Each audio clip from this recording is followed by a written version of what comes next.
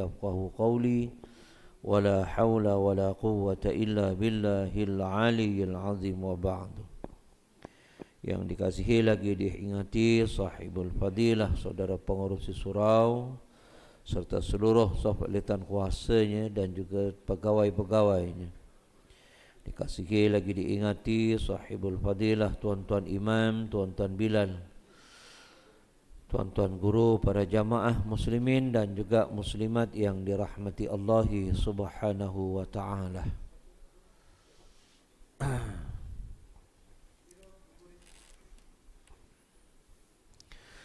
Baik tuan-tuan yang dirahmati Allah Subhanahu wa taala, buka muka surat 97.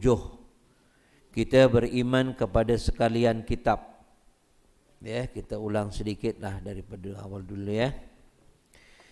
Hari itu kita dah baca dah, dan kemudian kita baca dalam keadaan Al-Quran dahulu dan sekarang. Tuan-tuan yang dirahmati Allah, sebagaimana yang sudah diterangkan tempoh hari bahawa kita kena beriman kepada sekalian kitab, yaitu kitab Zabur, kitab Taurat, kitab Injil dan juga kitab Al-Quran. Diturunkan kepada masing-masing kepada nabi-nabi pada waktu dan zamannya itu. Zabur kepada Nabi Daud, Taurat kepada Nabi Musa, Injil kepada kepada Nabi Isa dan juga Al-Quran kepada Nabi Muhammad sallallahu alaihi wasallam. Ya. Itu dulu ya. Kemudian kita masuk keadaan Al-Quran dahulu dan sekarang. Al-Quran, orang yang beriman tentu mengetahui hikmat diturunkan Al-Quran dan tentu sedar tentang keistimewaannya daripada segala kitab. Huruf dan kalimahnya menimbulkan kelazatan pendengaran yang tidak jemu-jemu. Manakala maknanya membangkitkan hati, membuka fikiran untuk berbakti serta mengubah pandangan hidup ke arah usaha melipat gandakan amal kebaikan yang lebih suci demi mencari keridhaan ilahi di dunia yang sementara ini. Baik. Tuan-tuan, kita pun tahu bahawa Al-Quran itu satu mukjizat yang sampai sekarang ini tidak ada siapa pun yang berani ataupun boleh dapat mengubah, menambah, ya, memendekkan atau apa sahaja daripada mula-mula dahulu. Ya, kita boleh lihat bahawa beberapa mutakhir ini ada beberapa katanya Quran palsu ditambahnya beberapa surah. Tapi alhamdulillah, bila sahaja berlaku sesuatu begitu kerana janji Allah SWT bahawa Al-Quran akan dijaga, ya, akan dijaga, dan insya-Allah taala bagi mereka yang rajin membaca Al-Quran maka mendapatlah manfaatnya. Ya, salah satu daripada salah satu daripada keistimewaan membaca Al-Quran ini tuan-tuan ya, apabila dia tua dia tidak akan nyanyuk. Ya. Kita tak pernah mendengar ada orang yang baca Al-Quran jadi nyanyuk, tak pernah. Ya. Malahan orang yang ada yang membaca Al-Quran dia akan disayangi oleh makhluk. Ya, akan disayangi oleh makhluk. Kerana itu tuan-tuan, Al-Quran ini ya, bagi kita sebagai orang Islam kena wajar. Kalau sekiranya tidak tahu membaca, kena belajar. Kerana nanti besok Allah akan tanya kita, sepanjang kehidupan kau ini dulu tak pernah ke kau belajar Al-Quran? Dulu belajar kecil-kecil dulu, zaman-zaman kecil-kecil dulu. Sekolah darjah 1, darjah 2 sampai darjah 6. Lepas darjah 6 tak mau lagi dah. Ya, tak mau lagi belajar Al-Quran. Yang seangkatan dengan saya belajar dengan almarhum Ustaz Hambali ni semuanya pakat tua-tua, orang tua-tua. Allah yarham, Wak Selamat, siapa lagi? Besan saya sendiri, Ahmad Samir, semua tua-tua lah, orang tua-tua lah. Ada orang Bukit Kapar, hari ini masih ada lagi orang tu. Kadang-kadang saya jumpa dengan dia. Mana orang tua-tua lah. Jadi kerana itu wajar bagi kita untuk meneliti balik. Ya. Demikian kitab Al-Quran, sebuah kitab petunjuk sepanjang zaman, perlembagaan hidup orang mukmin yang ingin kemuliaan. Yang demikian hendaklah diamalkan pengajarannya dan janganlah diutamakan sahaja hurufnya tetapi ditinggalkan hududnya iaitu hukumnya, atau dipelajari tajwidnya tidak dipedulikan pantang larangnya. Sebagaimana pernah berlaku pada zaman kemunduran Islam sesuai dengan maksud hadis Ibnu Mas'ud yang menyatakan sebagai berikut: sesungguhnya engkau berada pada satu zaman yang didapati banyak fuqaha, orang-orang yang paham ayat Al-Quran, dan sedikit pula qura, yaitu orang yang membaca, yang pandai membaca ayat-ayat Al-Quran. Tetapi hudud Al-Quran, yaitu larangan-larangannya, tetap dipeliharanya, sedangkan hurufnya tidak pula sangat diwajibkan. Sedikit yang meminta, banyak orang yang memberi mereka memanjangkan sembahyang, ya. Banyak orang yang memberi, kemudian mereka memanjangkan sembahyang dan memendekkan khutbah. Begitulah kedudukannya. Itu zaman peringkat awal, peringkat tabi'in, peringkat sahabat dan sebagainya. Tuan-tuan, kita merasa bersyukur tuan-tuan, ya. Bersyukur bagaimana? Kerana sahabat-sahabat radhiyallahu anhum ajma'in inilah yang berusaha bagi baris dan sebagainya. Kalau tak bagi baris lah tuan-tuan, tak boleh baca lah tuan-tuan. Saya ingat masih lagi ketika itu tahun 72, 73 antara begitulah tuan-tuan, ya. Ma'had Hisamuddin Al-Islami Ad-Din. Kitabnya kitab turas yang nipis-nipis tu, yang memang tak ada langsung baris, bahasa Arab. Dan kemudian ada satu ustaz ni, iaitu guru besar kaya, namanya Ustaz Haji Abdul Hamid. Ini orang Bugis. Dia kena stroke, ya. Bila kena stroke, dia tak banyak berjalan, ya. Perkataan dia stroke tapi badan saja.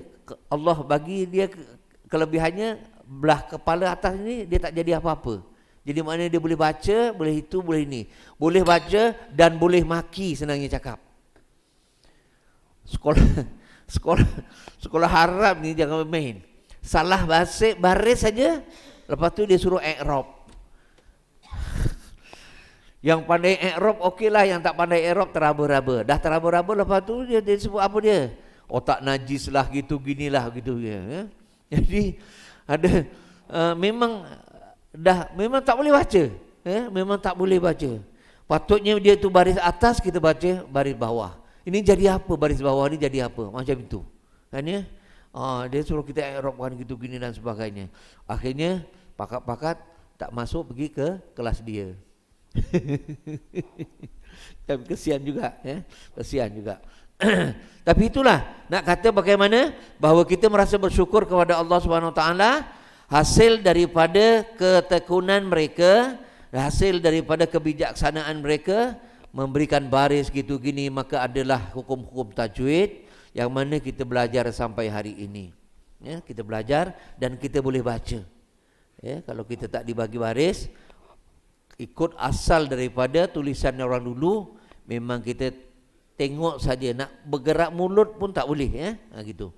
Dan pada waktu itu mereka ini, ya, orang-orang terlebih dahulu itu, dia ini orang yang orang yang ahli fuqaha. Maknanya dia tahu tentang hukum-hukum daripada Al-Quranul Karim. Kalau sekiranya tentang arak tu bagaimana, tentang itu gini dan sebagainya, ya, yang disebutkan di dalam Al-Quran. Dan mereka menjaga semua-semuanya itu dengan begitu baik, ya. Sebab itu waktu itu qari ataupun mukri waktu itu memang kurang, tak berapa banyak sangat, ya. Kerana kita kena tahu orang Arab ni bukan semuanya boleh baca Al-Quran. Kita pun tahu juga tuan-tuan, ya, iaitu Abdurrahman bin Muljam. Dia ini yang membunuh ataupun yang menikam Sayyidina Ali. Dia ini ahli Al-Quran, ya, ahli Al-Quran. Kemudian diminta oleh Sayyidina Umar untuk pergi ke Mesir mengajar orang Mesir. Padahal orang Mesir itu orang Arab, tapi beza bercakap antara orang Mesir dengan orang Arab Saudi ini. Walaupun bercakapnya macam kita dengan orang Indonesia lah, lebih kurang antara macam tu. Ada bahasa-bahasanya yang lain, ya, dengan kita. Kita maknanya lain, kadang dia maknanya lain. Kita ambil perkataan butuh sajalah tuan-tuan. Kita kemaluan, yang dia memerlukan, kan lain. Kerana itu kena belajar. Di samping itu apa dia? Sedikit yang meminta, banyak yang memberi. Waktu itu siapa dia? Sahabat-sahabat Rasulullah sallallahu alaihi wasallam ialah orang yang paling dermawan ketika itulah. Baik. Mereka memulakan sahaja amal-amal mereka sebelum percakapan mereka. Maknanya melakukan sesuatu perkara yang baik sebelum bercakap sesuatu. Sesudah barulah dia bercakap. Dan akan datang satu zaman kepada manusia yang didapati sedikit sekali fuqaha. Sedikit sekali yang tahu tentang fiqh. Sama ada fiqh kehidupan, fiqh apa sekalipun, banyak yang tahunya. Bila masanya sekarang ini. Sebab itu kadang-kadang kita melihat bahawa di dalam YouTube, di dalam apa sahaja, medsos hari ini, kita melihat bahawa orang yang tidak ada tidak ada asas agamanya. Yang terbaru ini ialah seorang ustazah yang sekarang ini nak menyaman Ustaz Azhari Idrus, nak menyaman Kazim Alias, nak menyaman, semua nak disaman. Pasal apa? Tak cocok dengan dia. Dan dia pula lain daripada yang lain. Makan pil masuk neraka. Oh, payahnya. Jadi nak buat macam mana? Jadi orang terbelenggu. Dia buat satu-satu hukum tidak melalui nas Al-Quran. Jadi begitu keadaannya. Baik. Kadang-kadang ada satu-satu masalah yang dilontarkan kemudian dijawab. Bila yang menjawab itu tidak berasaskan Al-Quran dan tidak berasaskan hadis, juga yang tidak ada backgroundnya dengan agama, kita akan melihat macam-macam jadi. Sebab itu tuan-tuan, subur tak suburnya LGBT tempat kita. Kerana apa? Ada yang menyokong gitu gini dan sebagainya. Sedangkan itu adalah kemurkaan Allah Subhanahu wa taala. Tuan-tuan kena faham, sebab itu kalau kita belajar fiqh ini tuan-tuan, kita tahu bagaimana keadaannya. Yang namanya khunsa itu yang macam mana, yang namanya pondan itu yang macam mana. Khunsa ini memang lahir dengan dua alat kelamin. Tapi pondan yang kita tengok sekarang ni tuan-tuan, satu sahaja. Satu sahaja. Kecuali ada beberapa orang, apa dia orang itu? Iaitu apabila dia menukar jantinanya, potong dia punya itu, gantilah dia dengan pipis. Jadilah dia itu konon-kononnya seolah seperti orang laki-laki, orang perempuan. Tapi dia tetap masih laki-laki. Tetap masih laki-laki. Macam mana ketika lahir, taraf beranyaknya masih macam itu juga, dengan bin, dengan itu, dengan ini. Kau nak kata ini, mengaku boleh beranak lah, padahal rahim kau tak ada apa benda bagai. Macam-macam lagi. Itu pun masih lagi dibantu. Masih dibantu. Kalau di negara luar tuan-tuan dah dikena macam-macam lah. Baik. Banyak pula qara ataupun qori-qorinya. Dipelihara benar hurufnya tetapi disia-siakan hududnya, larangannya. Disia-siakan larangannya. Apa sahajalah tuan-tuan, kita mengaku bahawa kita ini orang Islam, tetapi bila kita bercerita tentang Islam, tak setuju.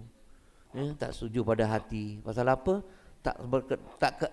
Kehendak hatinya itu tak siapa seperti mana dengan yang disebut oleh orang itu. Baik. Banyak yang meminta, sedikit orang yang memberi. Mereka memanjangkan khutbah, memendekkan sembahyang. Mereka mulai menuruti kemahuan-kemahuan mereka sebelum melakukan amal-amal mereka. Jadi kerana itu tuan-tuan, kena berhati-hatilah. Lebih lagi hari ini kita nak ada pekerja-pekerja yang terpaksa kena keluar awal. Pukul 12.30 dia kena keluar, pukul 2.30 dia kena masuk. Dalam waktu itu dia kena sembahyang Jumaat, dalam waktu yang sama itu juga dia kena makan. Tapi sebab itu sini ada jual-jual makanan-makanan tak kat luar? Jumaat.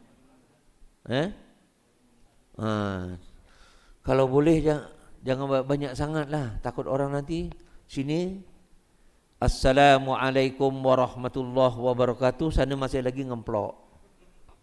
Makan lagi. Nanti dia cakap, apa masa aku ini? Ya. Kerana apa? Yang duduk di atas ini rukun. Sebab itu potong 2 jadi 2. Yang 2 itu apa dia? Khutbah Jumaat. Kalau misal kata masih lagi ada berduduk dekat makan kat sana tu, apa jadinya? Kalau yang menjualnya itu seorang laki-laki, haram bagi dia. Kalau perempuan tak apa. Dan yang beli kalau perempuan tak apa. Kerana tidak diwajibkan orang laki-laki itu, orang perempuan itu sembahyang Jumaat. Harus dia nak sembahyang pun boleh tak, tapi mana ada orang perempuan yang datang sini, kecuali lah kalau kita kata dekat Mekah, dekat Madinah, itu lain cerita. Aku bagi tahu juga lah orang rumah aku, tak payahlah. Kat kampung pun tak sembahyang Jumaat pun. Aku nak juga. Kan orang perempuan kan. Ini alang-alang datang ke sini ni, alang-alang datang ke sini ni. Sembahyang Jumaat ya. Jadi sebenarnya banyak benda-benda yang sembahyang Jumaat itu diremeh-remehkan dan diperlecehkan. Ya, dibawa-bawa main dah tak ini. Contohnya lah tuan-tuan, anak-anak muda kita kan ya, dia bawa telefon. Sini berkhutbah, dia boleh ini. Bukan setakat itu aja, kalau yang agak-agak terlindung sikit, dia boleh bercakap itu ding ding ding ding ding ding. Pasal tidak ada peringatan. Kalau dulu mesti ada peringatan, barang siapa yang bercakap-cakap ketika khatib sedang berkhutbah, faqad laghaut, maka sia-sialah Jumaat kamu, tak dapat apa-apa. Dulu selalu disebut begitu. Ada juga yang bercakap, koyor ngerti. Cakap aja, bagi tahu tiap-tiap minggu. Sekarang ni orang bagi tahu, ya ayyuhalladzina amanu taqullaha haqqa tuqatih wa la tamutunna illa wa antum muslimun. Tiap-tiap minggu dia bagi tahu supaya kita jangan sampai mati di luar daripada Islam. Kena ingat. Ya, macam tu. Hari Jumaat yang sudah ni saya try nak duduk kat belakang lah, belah belakang. Ada sekumpulan anak-anak muda kita. Itulah main. Ya, khutbah sedang dibaca. Sedih ya. Baik. Demikianlah maksud hadis tersebut yang menggambarkan kepada kita bahawa zaman pertama iaitu zaman sahabah dan kemudiannya adalah zaman yang cukup terpelihara kehormatan isi Al-Quran kerana fiqh Al-Quran, pengertian Al-Quran dan pahamannya serta memelihara hudud atau larangannya dan mengambil hukumnya adalah didahulukan dan diutamakan daripada semata-mata bacaan yang kosong pengertiannya. Maknanya tuan-tuan, kalau apa-apa hal dalam masalah apa-apa, dia akan rujuk balik pada Al-Quran. Sebab itu orang-orang dahulu zaman-zaman Rasulullah dia mahir sangat. Cerita ini saja dia akan bawa Al-Qurannya begini dan sebagainya. Hari ini tak adalah begitulah tuan-tuan, ya, tak ada begitu sampainya. Dan sangat memelihara. Sebab itu kadar jenayah di Arab Saudi 1 minit ataupun 1 minit dalam jangka 1 minit dengan 1 minit di Amerika Syarikat kan jauh beza. Jauh bezanya. Kalau di Amerika Syarikat 1 minit itu perang banyak. Itu kalau di mana? Di Arab Saudi dalam jangka 1 tahun. Begitu keadaannya, ya. Pada zaman itu pengajaran Al-Quran mempengaruhi jiwa, rasa kasih sayang meresap ke lubuk hati hingga sedikit orang yang meminta tetapi banyak yang memberi. Mereka di kali itu memanjangkan sembahyang kerana sembahyang adalah munajat dan bisikkan kepada ilahi yang perlu diterlambatkan masa dalam mengerjakannya. Sedangkan khutbah mereka direngkaskan kerana khutbah semata-mata percakapan gerak lidah, pertuturan huruf yang habis begitu sahaja. Dan mereka mengutamakan amal dan memulakannya sebelum mereka bercakap, berbual dan juga bertukar fikiran. Ini zaman-zaman para sahabat ketika itu. Ya, mereka sangat berhati-hati. Jadi kalau sekiranya nak melakukan sesuatu itu pasti ada rujukan-rujukannya. Baik. Zaman tersebut telah berlalu. 1400 tahun yang lalu sudah berlalu. Ya. Kita pun cuma mendengar dan juga kita cuma membaca bagaimana para sahabat-sahabat ketika itu sangat-sangat menitik beratkan bila firman Allah ataupun wahyu datang turun kepada Rasulullah sallallahu alaihi wasallam, mereka mengambil sangat keperhatian, ya. Mereka mengambil perhatian, bertanya begitu begini. Ialah ketika itu ada rujukan. Hari ini bukan tak ada rujukan tuan-tuan, tapi tak pernah nak datang. Jarang ada orang yang pergi jumpa dengan mufti ataupun sebagainya. Malahan kalau sekarang ini ada telefon dan sebagainya, kita boleh hantar WhatsApp dan sebagainya. Ya, tapi jarang. Tapi semuanya melakukan dengan kepala sendiri. Baik. Sekarang tibalah pula zaman baru di mana keadaan telah berubah sama sekali. Kini telah banyak orang yang membaca Al-Quran tetapi bacaannya tidak sampai di hati. Ya, tidak sampai di hati. Baca Al-Quran sahaja tetapi tidak sampai di sini. Tidak rasa, ya, tidak rasa apa yang dia baca. Pasal apa? Kita pun tak tahu maknanya. Kalau kita tahu maknanya, lainlah tuan. Kalau kita tahu, ialah macam kita baca Yasin lah tuan-tuan. Tiap-tiap malam Jumaat kita baca Yasin. Ya. Ada tukar-tukar. Ada sebagian tukar surau ni dia bertukar-tukar. Minggu ni baca Yasin, minggu depan baca Kahfi. Kalau baca Kahfi, panjanglah dia. Yasin sekejap saja. Siap dengan tahlil ringkas sekali. Tapi kalau Kahfi, mau lajak, masuk Isyak juga. Pasal panjang dia. Ya, panjang. Jadi sebab itu tuan-tuan, bila kita baca Yasin, tak ada apa-apa. Yasin wal Qur'anil Hakim innaka laminal mursalin ala siratim mustaqim.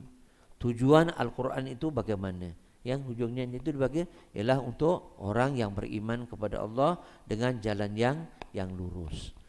Tapi kalau pasal kita tak pandai dia punya itunya kan, tak pandai maknanya, ya kita baca sajalah. Itu pun laju siapa nak habis. Lagi-lagi nanti besok Sa'ban, nonton Sa'ban ni, Nisfu Sa'ban. Nisfu Sa'ban kan baca Al-Qurannya itu Yasinnya tu 3 kali. Sekarang ni dah jarang-jarang lah. Saya lebih suka baca sekali tetapi doanya lamsam. Biar kita baca bersama-sama, maknanya ada guide, ada satu ketua yang baca, dia ikut ketua. Maknanya yang lain walaupun mahir baca Yasin tapi ikut satu ketua. Jadi tidaklah dia terlajak-lajak. Kalau tak nanti kan dia tuan-tuan, macam-macam lagi. Pak itu Al-Quran tidak ada dalam fis sudur tetapi fis sutur. Ia tidak ada dalam hati tetapi pada tulisan sahaja. Itu disebutnya bila masanya sekarang. Waktu inilah tuan-tuan. Ya. Dan lebih-lebih lagi diklasifikasikan bahawa Yasin itu ialah ayat orang mati. Kalau orang mati baca Yasin, macam tu kan, baca Yasin. Rendahnya begitulah, rendahnya Al-Quran itu jadinya, ya. Baik. Banyak orang mengutamakan dan menghafaz huruf Al-Quran. Hari ini banyaklah tuan-tuan, ya. Di tempat saya pun, ya, ada satu keluarga 2 orang anak dia hafiz Al-Quran, ya. Ada sebahagiannya itu ada yang masih kecil-kecil lagi. Saya kira pun di sini pun begitu juga, sama-sama juga. Ya. Tapi apa yang disebut di sini ni, ya, banyak orang yang mengutamakan menghafaz Al-Quran tetapi disia-siakan terus hududnya, hukumnya, nasihatnya, pelajarannya. Di tempat saya itu ada adik-beradik lah begitu. Jadi kita harapkan, pasal apa dia masih muda lagi, kita mengharapkan untuk dia apa yang dia pelajari itu dicambahkanlah di Korea masing-masing. Ini tak ada, tak mau gitu gini dan sebagainya. Kadang kita sedih tengok, ya. Kita kadang-kadang ada masanya nak jadi imam pun kadang-kadang payah nak jadi imam. Yalah, kita tahu fizikal kita macam mana. 2-3 hari kena makan ubat sekali. Kalau tak makan ubat, nak bangun daripada ini pun payah. Tapi kadang-kadang tak mau. Ya. Payah juga tu. Ya. Kemudian ada belajarlah tentang itu gini dan sebagainya. Kita mintalah supaya dia mengajar kita. Meskipun kita orang-orang tua tak apalah, mengajarlah. Kerana pelajaran agama ini bermula daripada kecil sampailah tu sesuai saja. Sesuai zaman. Ikut saja sama je. Berkenaan dengan solat, bermula daripada kita kecil dahulu, supaya belajar sembahyang, kita secara hafal. Ya, Pak Guru utawi ruku ni solat iku 15 perkara kang diheniat. Dulu bahasa Jawa lah tuan-tuan, saya baca ketik-ketik waktu dulu. Ya, bahasa Jawa. Kalau misalnya kata dalam sekolah agama pun ada juga, tapi bahasa Melayu 13 perkara. Kalau sekiranya di dalam Jawa ni dulu tuan-tuan kang diheniat yang dalam hati. Kalau misalnya kata rukuk, dia ada tumak ninah yang dalam rukuk sendiri, tapi dia nak memperkuatkan bahawa rukuk itu dia ada tumak ninah, maka tumak ninah di dalam rukuk. Makna ketika rukuk itu kena tumak ninah. Sebab itu tuan-tuan, kalau kita melihat orang-orang apa dia, orang-orang Bangladesh itu, jangan kita rasa pelik. Pasal apa? Dia memangnya tak ada tumak ninah. Rupanya begitu. Hanafi rupanya tak ada tumak ninah. Dan kemudian 7 anggota sujudnya itu tidak seperti mana kita Syafi'i. Jadi mula-mula kita tengok pun, orang ni macam mana sembahyangnya. Bila tanya hari itu dengan sahabat kita, Ustaz Hanafi, dia kata, Ustaz, kita lihat gini. Oh, itu Hanafi. Hanafi memang tak ada begitu. Jadi kita nak minta perbezaan agama, perbezaan mazhab, supaya kita jangan keliru. Ya, maklum sajalah tuan-tuannya, Malaysia ini banyak macam-macam. Ya. Yang sembahyang Allahu Akbar gini aja pernah tonton lihat. Pernah nampak kan ya? Dekat masjid dulu. Kita duk ingatkan, ini Syiah. Bukan. Ya, bukan Syiah, bukan. Ya. Baik, sebab itu Al-Quran tidak dapat menginsafi mereka dan mereka pun tidak insaf sesama mereka. Baca sahajalah tuan-tuan, baca sahaja. Tapi tak ada apa-apa. Malahan kalau qari itu kan azabun syadid Allah, padahal azab yang maha pedih. Kita tak faham maknanya, kita pun padahal sedap suaranya. Rupanya sedap suaranya, bukan kerana apa sedap suaranya. Kita tak tengok gitu. Sebab itu tidak termasuk dalam patutnya Allahu Akbar ya Karim gitu kan. Pasal azab Allah SWT tak ada sebut azab yang ringan-ringan, tak ada. Azabun alim, azabun syadid. Semuanya pedih neraka. Pedihnya itu bukan pedih biasa, tapi maha pedih. Gitu. Jadi oleh kerana kita tak tahu, jadi tak meresap dalam sini, tak kena apa-apa. Suaranya sedapnya ini boleh jadi Johan ni macam ni. Macam itulah lebih kurang. Pasal apa? Kita cuma dengar saja. Cuma nak tahu dia punya lagi. Walau macam mana pun, jangan sampai kita Al-Quran itu kita baca macam kita baca kitab biasalah. Karena pasal apa? Rasulullah bagi tahu Zuyyinal Qur'anu bi aswatikum. Perhiasilah Al-Quran itu dengan suara kamu, karena suara kamu memang sedap. Bacalah Al-Quran. Mudah-mudahan dengan bacanya Al-Quran itu akan meresap di hati orang lain.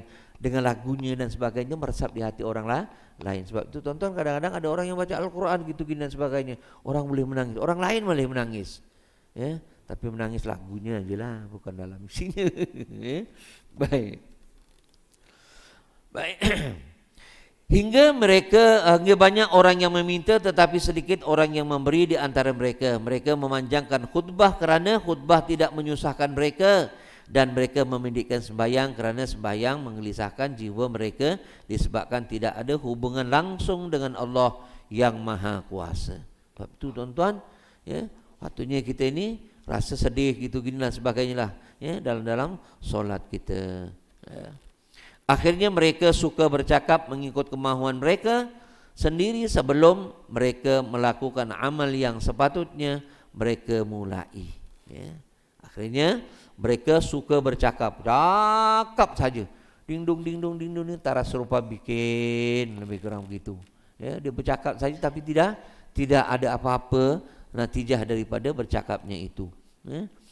Waktu mereka bercakap sendiri, yang sepatutnya amal itu perlu dilakukan dahulu dan kemudiannya barulah dikatakan apa yang sepatutnya. Maka dengan keterangan ini jelaslah bahawa Al-Quran tidaklah dapat dipatuhi maksud utama dari turunnya dengan membaca ayat demikian demi membaca ayat demi ayat selagi belum dipengertikan pengertiannya, diperhatikan pengertiannya dan tujuannya menurut cara yang sepatutnya. Firman Allah Subhanahu wa taala, "Kitabun anzalnahu ilaika mubarakun liyadabbaru ayatihi waliyatadzakkara ulul albab." Ini yaitu sebuah kitab yang kami turunkan dia kepada engkau yang diberkati, supaya mereka perhatikan ayat-ayatnya dan supaya mengambil peringatan orang-orang yang memikir, yang mempunyai fikiran. Shad ayat yang ke-29. Sebab itu tuan-tuan, ya, orang-orang non-muslim ini tuan-tuan, dia baca Al-Quran, dia cakap dia baca Al-Quran tapi dia baca terjemahannya. Ya, sebelum dia pasal apa, dia pun tak tahu bahasa Arab. Sebab itu bila saja dia dialog dengan orang Islam, dia kata Al-Quran itu kan cerita-cerita saja, cerita-cerita lama. Ialah umpamanya Al-Baqarah. Kenapa dijadikan ayat itu dinamakan Al-Baqarah? Kita pun tahu. Dan implikasi ataupun hikmah daripada kesudahan cerita itu bagaimana? Bagaimana seorang ponakan, ya, anak saudara yang mahukan harta kekayaan pamannya dan pamannya dibunuh. Akhirnya dia menuduh, maknanya jangan sampai kita baling batu sembunyi tangan. Ibaratnya begitu. Jangan sampai kita begitu. Ya, hikmah daripada peristiwa itu, jangan kita haloba, tamak dan haloba. Jangan kita menuduh-nuduh orang lain. Akhirnya ketahuan juga. Kerana apa? Dia minta supaya nak berjumpa dengan Nabi Allah Musa alaihi salam. Maka untuk nak mengadili benda ini, Rasulullah Nabi Musa bermunajat kepada Allah untuk mencari penyelesaiannya. Allah perintahkan cari lembu. Lembunya macam mana? Semua ditanya. Kalau cakap lembu saja, tak tanya warna, tak tanya, kan boleh senang aja. Tak, lembunya yang macam mana? Lembunya warnanya yang macam mana? Kalau kuning-kuning yang macam mana? Oh, masa? Akhirnya jumpa je lah juga. Apa yang disebutkan itu jumpa jugalah. Kerana lembu itu dimiliki oleh seorang anak yatim, orang yang miskin. Dan kemudian ni harganya macam mana? Dan akhirnya disembelih. Bila disembelih, ambil lidahnya, pukulkan kepada jenazah itu. Ketahuan jenazah itu bangun, bagi tahu yang bunuh aku adalah anak saudaraku sendiri. Sebab itu dia makannya. Jadi sebabnya tuan-tuan, walaupun ianya cerita-cerita lama, ialah Fir'aun, cerita Ya'juj wa Ma'juj yang belum datang lagi, tapi benda itu dah berlaku dulu, macam mana dia dipenjara dan sebagainya. Semuanya itu memberikan peringatan kepada kita. Kalau kita nak menelitilah, tapi kalau kita cuma baca saja, tak tahu apa ceritanya, tak itulah, tak jadi apa-apa tuan-tuan. Tak masuk ke dalam sini. Kalau kita baca, kita tahu maknanya, apa kehendaknya, asbabun nuzulnya macam mana, gitu gini dan sebagainya. Kita tahulah, baru kita rupanya begini. Ya, begitulah. Kalau kita cuma baca saja, memang tak jadi apa-apa, ya. Baik. Dengan itu teranglah bahawa Al-Quran diturunkan untuk diperhatikan maksud ayatnya di samping membaca hurufnya. Kerana di antara maksudnya ialah memberi penyampaian ke arah jalan yang lebih lurus dalam kehidupan dan menjamin kurniaan kepada orang-orang yang berusaha mewujudkan amal soleh atau kebaikan. Sebab itu tuan-tuan, kalau kita tak baca Quran, kita tak tahulah. Cuma itu tuan-tuan, tentang orang yang membuat fitnah itu bagaimana? Orang yang menuduh orang berzinah itu bagaimana? Orang yang berzinah itu, dia tidak boleh kahwin dengan orang lain kecuali dengan orang yang berzinah, yang berzinah dengan dia. Tapi hari ini tak ada begitu. Kahwin dengan orang lain. Dalam Al-Quran terang-terang bagi tahu, perempuan yang berzinah, maka dia kahwinnya dengan laki-laki yang berzinah dengan dia. Tak boleh dengan orang lain. Tapi sekarang ini tak ada begitu. Macam mana?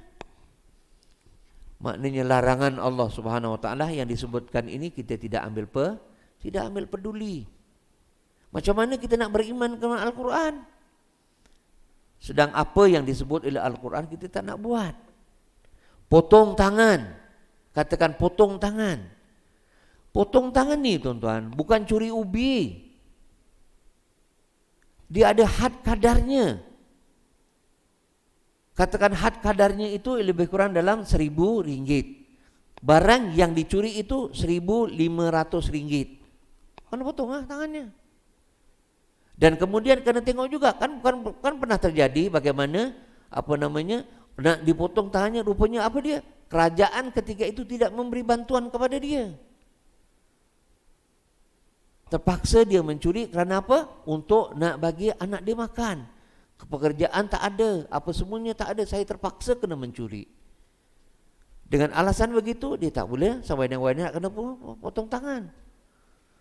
Akhirnya potong tangan itu menjadi main-mainan, jadi gurau senda. Kalau nak makan sup tangan, aduh la. Macam-macam jadinya. Itu maknanya mempersenda. Ya, mempersenda. Belum lagi yang sebat. Bila katakan hukum sebat itu pun, sebenarnya hukum sebat itu tangan kita tak boleh sampai ke belakang. Ketika mana perasmian bukan perasmian pembukaan, bukan perasmian menggunakan yang dilakukan oleh orang besar Mahabijaya, ya, Dato' Haji Abdul Ghani Fatih Akhir. Dululah tempat saya tu kita ada buat demonstrasi patung, tapi patung dalamnya kekabu, ya, daripada penjara Sungai Buloh. Kita panggil dia dan tunjukkan bagaimana cara menyebatnya. Yang menyebat yang pertamanya ialah dia dalam keadaan sehat walafiat, tidak sakit, tidak demam, tidak gitu. Kemudian yang keduanya yang nak disebat itu dalam keadaan baik, tidak sakit, tidak demam, tidak gitu. Tahu tuan-tuan bagaimana sebatnya? Ada seorang yang tukang sebut nombor 1, macam tu. Dia pun pusing, badan ni berpusing tuan-tuan, berpusing. Kemudiannya pada punggung tu. Sebab itu bila dulu pernah ada satu video tu, dia menunjukkan punggung itu bulat macam ni, dan yang lainnya tu dia tak ni kan. Cuma punggung saja yang kena sebat. Pertama dah warna biru, warna biru. Dekat punggung itu dah warna biru. Masuk kedua dia dah keluar darah sedikit. Masuk ketiga tersiat. Tapi dia pukul memangnya betul-betul pusing ke belakang, pum. Kalau kurang percaya tanya abang kita yang bekas polis tu. Dia tahu tu, baru masuk ni. Kan? Bagaimana pukul tu macam mana, begitulah keadaannya. Ya. Itu pun yang dilakukan mengikut syar'i, tangan begini saja dengan pukul macam ini, itu pun menjadi perdebatan. Yang tak pasal-pasal orang non-Muslim ini campur masuk dalam agama Islam, apa hal benda? Itu sebabnya. Kerana apa? Lemahnya kita dalam memperkasakan agama Allah Subhanahu wa ta'ala. Ya. Jadi kerana itu banyaklah benda-benda yang hari ini sangat-sangat ganjil daripada hukum Allah Subhanahu wa ta'ala. Kerana di antara maksudnya ialah memberi penyampaian ke arah jalan yang lebih lurus dalam kehidupan dan menjamin kurniaan kepada orang-orang yang berusaha mewujudkan amal soleh atau kebajikan. Juga Al-Quran itu juga bukan sahaja memperkatakan perkara atau soal kerohanian, tetapi ada pula di antara ayatnya yang menyatakan asal kejadian langit dan bumi dan alam yang sebesar ini adalah terdiri daripada keduanya. Sedang manusia adalah sebahagian kecil daripada alam besar itu. Firman Allah Subhanahu wa taala, "Inna hadzal Qur'ana yahdi lillati hiya aqwam wa yubashshirul mu'minina alladzina ya'maluna shalihati anna lahum ajran ghabira." Sesungguhnya Al-Quran itu memimpin kepada jalan yang lebih lurus dan menggembirakan kepada orang-orang yang beriman, yang beramal soleh, bahawa bagi mereka ada ganjaran yang besar. Surah Al-Isra ayat yang ke-9. InsyaAllah tuan-tuan kita sampai di situ dahulu. Nanti kita akan sambung pada bulan hadapan pada ayat-ayat yang selebihnya. Kesimpulannya tuan-tuan, Al-Quran ini jadikanlah kepada teman kita. Kerana waktu inilah kita sedang mencari teman untuk teman kita ketika mana orang semua dah tak mau dengan kita. Kalau mau dengan kita, dia akan pasang kemah, pasang rumah dan sebagainya, tunggu dekat kubur. Tapi oleh kerana dah tak mau lagi, bukan setakat kawan-kawan kita yang selalu medang, yang selalu bermain dan selalu gitu-gini, tetapi isteri dan anak kita pun sekali-sekali, one time dia baru datang. Ya, tidak selalu. Ketika itu kita akan sendirian dan carilah teman. Siapakah teman yang paling akrab, paling karib dengan kita? Al-Quran. Kerana dia berada di kubur, nanti besok di padang mahsyar, dan kemudian berada di hadapan Allah menjadi peguam bela kepada kita. Jadi yang baik datang dari Allah ya Subhanahu wa taala. Ada kekurangannya daripada sifat kekurangan diri saya sendiri. Kita tutup majlis kita dengan tasbih kafarah dan suratul As. Subhanakallahumma wa bihamdika asyhadu an la ilaha illa anta astaghfiruka wa atubu ilaik. Bismillahirrahmanirrahim. Wal 'asri innal insana lafi khusrin illa alladziina amanu wa 'amilus solihati wa tawassaw bil haqqi wa tawassaw bis sabr. Wassalamu alaikum warahmatullahi wabarakatuh. Aqimis shalah.